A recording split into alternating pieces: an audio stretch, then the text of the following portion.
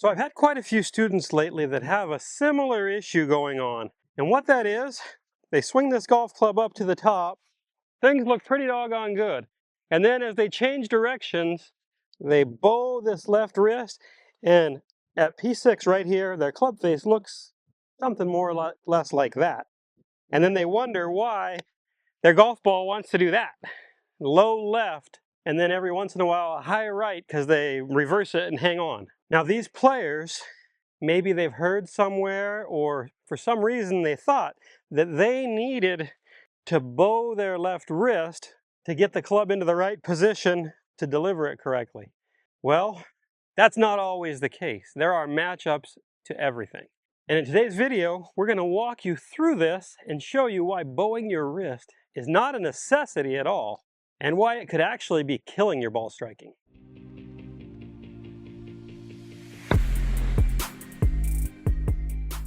Welcome back to beautiful Superstition Mountain. I'm Milo Lines, and today I've got an awesome video for you. But before we get started, if you're new to the channel, please hit the subscribe button as we come out with new content every week for you. And if you get something out of this video, but would like some more personalized coaching, come visit us at milolinesgolf.com, where we give swing analysis every 2 weeks, where you also have access to my complete full swing playbook, The Athlete's Swing.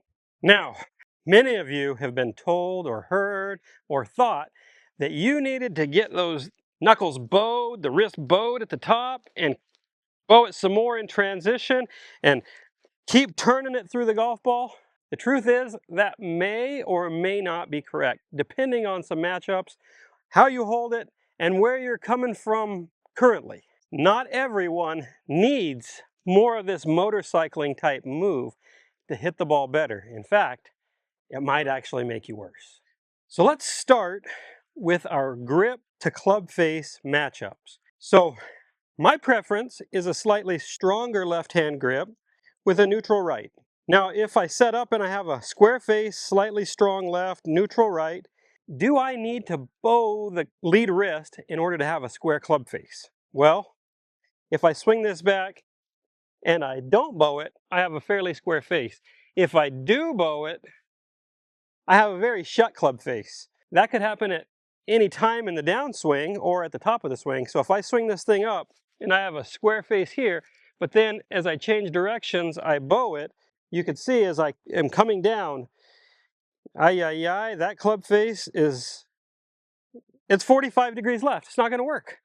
So for me, with my grip, bowing it is actually not going to help. It's going to shut the face too much. Now, let's go to the other extreme. Let's say you're a player who has a square club face and you have a weak lead hand grip and a neutral, slightly stronger trail hand.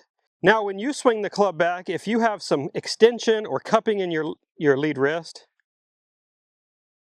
that club face is going to be quite open. So in order to get the face square, you might have to feel some of this. And it might need to be present coming down. Oh yeah, that's really bowed, but that face is really good right there.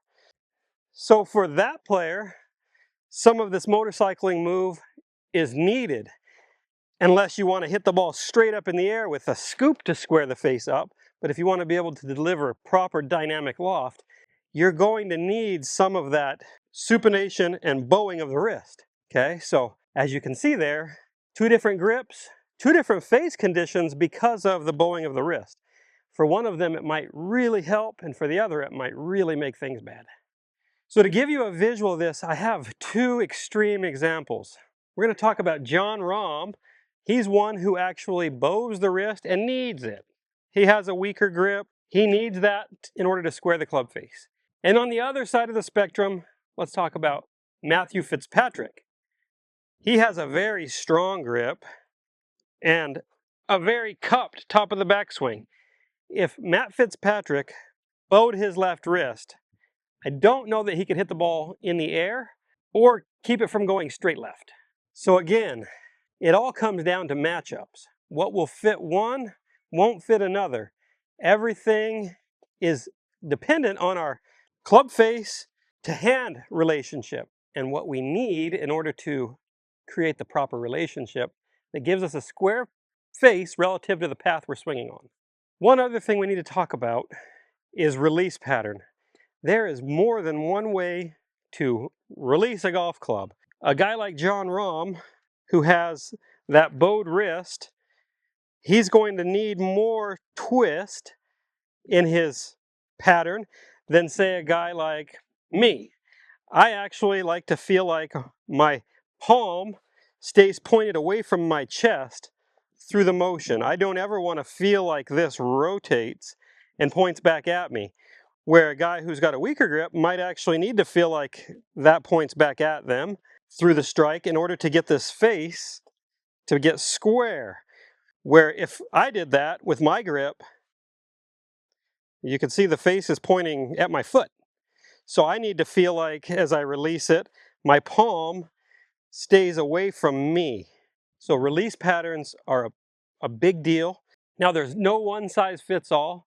I've given almost as many lessons teaching a person to twist it as I have to release it the other way where it feels more open through the strike.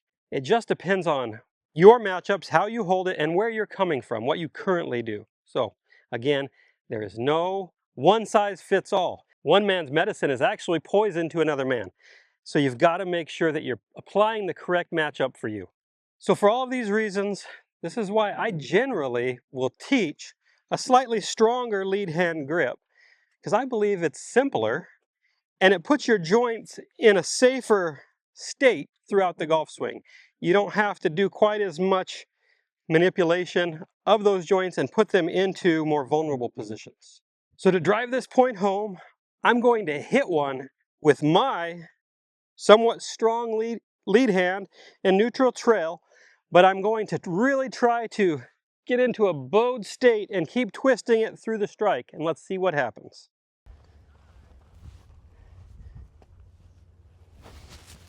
Oh, son of a gun, that hurts. And just like I thought, the ball didn't get above my head and went left. It hurt. And now let's use the opposite pattern. So now I'm going to use my same strong grip, but I'm going to feel like almost like a bunker shot type release, where I'm trying to keep the palm pointed away from me. The face is going to feel like it's skyward, and just see what that creates.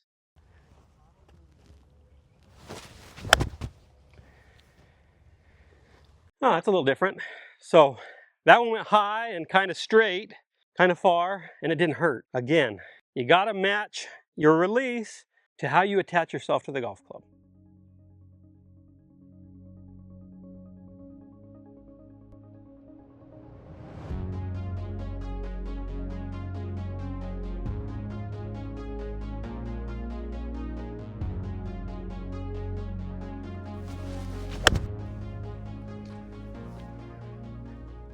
Just do that. You don't have to bow your lead hand wrist. It has to be matched up correctly. Now, if you need help matching that up, I'd love to help you. And that's what my team's here for. So come visit us at milolinesgolf.com. But make sure you match it up, and you'll hit the ball better than you ever have.